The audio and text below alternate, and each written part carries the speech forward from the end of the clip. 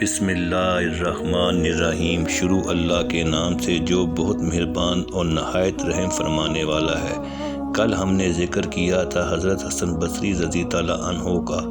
آج کی ویڈیو میں بھی ہم انہی کی زندگی کے اہم حالات اور واقعات شیئر کریں گے۔ گزارش ہے کہ ویڈیو کو توجہ اور انتہائی دھیان سے آخر تک لازمی دیکھیں تاکہ ان اللہ والوں کی باتوں کی تاثیر آپ کی روح میں اتر سکے۔ ایک بار آپ لوگوں کے ساتھ قبرستان تشریف لے گئے اور لوگوں سے فرمایا کہ اس قبرستان میں ایسے ایسے لوگ دفن ہیں جن کا سر 8 جنتوں کے مساوی نعمتیں پانے کے بعد بھی نہ جھک سکا، لیکن مٹی میں اتنی آرزوئیں لے کر چلے گئے، ان میں سے ایک کو بھی آسمانوں کے مقابلے میں رکھا جائے تو وہ خوفزدہ ہو کر پاش پاش ہو جائیں۔ ایک مرتبہ حضرت عمر بن عبدالعزیز نے ایک خط آپ کو ارسال کیا اور اس میں اپنے لیے نصیحت کی درخواست کی۔ جواب میں حضرت حسن بصری نے فرمایا کہ اگر اللہ تعالیٰ تمہارا معاون نہیں ہے تو کسی بھی مدد کی توقع نہ رکھنا۔ حضرت بشر حفیظ رضی اللہ عنہ کو علم ہوا کہ حضرت حسن بصری حج کرنے کے لیے جا رہے ہیں تو آپ نے تحریر کیا کہ میری خواہش ہے کہ میں آپ کے ساتھ حج ادا کروں۔ جواب میں آپ نے تحریر فرمایا کہ میں صرف اللہ تعالیٰ کے راستے میں زندگی گزارنا چاہتا ہوں۔ حضرت حسن بصری نے سعید بن جبیر کو 3 نصیحتیں فرمائیں۔ نمبر 1، صحبت سلطان سے پرہیز کرنا۔ نمبر 2، کسی عورت کے ساتھ تنہا مت رہنا چاہے وہ حضرت رابعہ بصری ہی کیوں نہ ہو۔ نمبر 3، راگ و رنگ میں کبھی مت شریک ہونا کیونکہ یہ چیزیں برائی کی طرف لے جاتی ہیں۔ حضرت مالک بن دینار نے آپ سے پوچھا لوگوں کی تباہی کس چیز میں ہے تو آپ نے فرمایا مردہ دلی میں۔ آپ نے پوچھا مردہ دلی سے کیا مراد ہے تو آپ نے فرمایا دنیا کی طرف راغب ہونا مردہ دلی ہے۔ ایک مرتبہ حضرت عبداللہ نماز فجر کے لیے آپ کی مسجد میں تشریف لائے تو اندر سے دروازہ بند تھا، اندر سے آمین آمین کی آواز آ رہی تھی اور آپ دعا فرما رہے تھے۔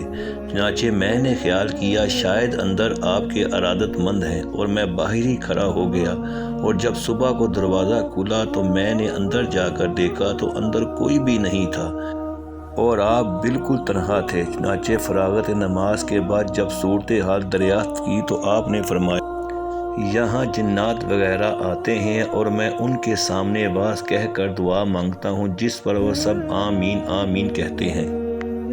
کچھ لوگ آپ کے ساتھ حج کے لیے روانہ ہوئے، راستے میں بعض لوگوں کو سخت پیاس لگی، چنانچہ راستے میں ایک کنواں نظر آیا لیکن اس پر رسی اور ڈول نہیں تھا، اور جب حضرت حسن بصری کو یہ صورتحال بیان کی گئی تو آپ نے فرمایا جب میں نماز کے لیے کھڑا ہو جاؤں تو تم پانی پی لینا۔ چنانچہ جب آپ نماز کے لیے کھڑے ہوئے تو کنویں کا پانی خود بخود اوپر آ گیا تو سب لوگوں نے اچھی طرح پیاس بجھائی، لیکن ایک شخص نے احتیاطاً کچھ پانی کوزے میں رکھ لیا جس سے کنویں کا پانی نیچے چلا گیا تو آپ نے فرمایا تم نے خدا پر بھروسہ نہیں کیا جس کا یہ نتیجہ ہے۔ کچھ لوگوں نے آپ سے سوال کیا دین کی اساس کیا ہے تو آپ نے فرمایا تقوی دین کی اساس ہے اور لالچ تقوی کو ضائع کر دیتا ہے۔ کسی نے آپ سے پوچھا جنت عدن کیا ہے تو آپ نے فرمایا اس میں سونے کے محلات ہیں اور سوائے حضور اکرم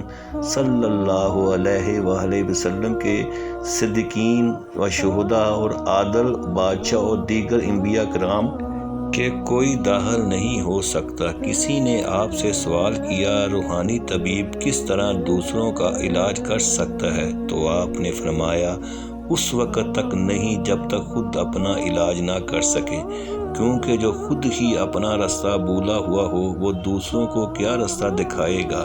آپ نے فرمایا میرا واعظ سنتے رہو تمہیں فائدہ پہنچے گا لیکن میری بے عملی تمہیں کوئی نقصان نہیں پہنچائے گی۔ لوگوں نے عرض کیا ہمارے قلوب سوئے ہوئے ہیں، ان پر آپ کا واعظ کوئی اثر نہیں کرتا تو آپ نے فرمایا سوئے ہوئے قلوب جگائے جا سکتے ہیں مگر مردہ قلوبوں کو جگانا ممکن نہیں ہے۔ آج میں اس سلسلے کو یہیں اختتام پذیر کرتا ہوں، کل پھر حضرت حسن بصری کی شخصیت کے بارے میں بات کریں گے۔ اور آخر میں میری دعا ہے کہ اللہ تعالیٰ میری اور میرے سننے والوں کی ان نیک بندوں کے صدقے بخشش فرما دے، آمین ثم آمین۔ اور آخر میں ایک بار حضور اکرم صلی اللہ علیہ وآلہ وسلم پر درود پاک پڑھ لیں۔ شکریہ۔